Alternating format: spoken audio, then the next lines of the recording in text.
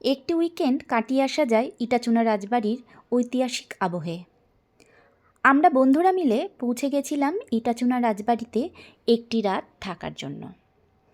খোকা ঘুমালো, পাড়া জুড়ালো, বর্গি এলো দেশে, এই গানটির সাথে ছোটবেলা থেকেই আমরা পরিচিত। সেই বর্গিরাই আমাদের বাংলায় লুট করতে এসে বাংলার মাটিকে ভালোবেসে ফেলেছিল। আর সেখান থেকে গোড়াপত্তন এই 250 বছরের পুরানো ইটাচুনা রাজবাড়ির।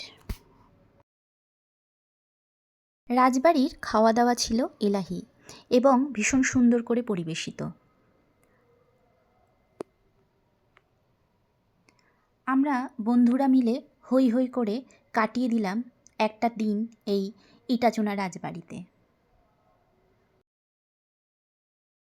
এই রাজবাড়ির মূল আকর্ষণস্থল তার ঠাকুরদালান, যেখানে সন্ধ্যায় বেজে ওঠে শঙ্খ ঘণ্টার ধ্বনি।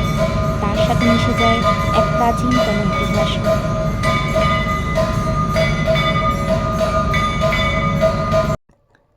রাজবাড়ির আনাচে কানাচে তার প্রতিটি দেওয়ালে ও ঘরে মিশে আছে প্রাচীন ইতিহাস।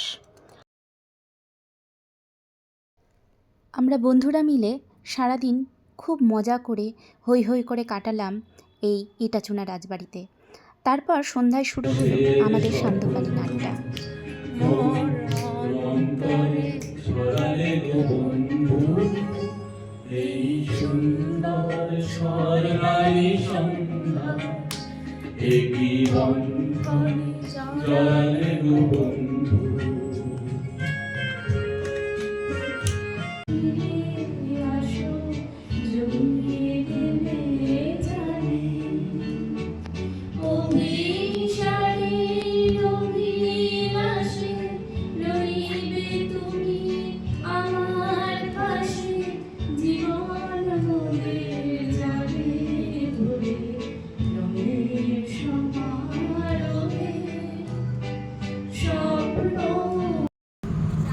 তারপর আমরা ডিনার সেরে যে যার ঘরে বিশ্রাম নিতে চলে গেলাম।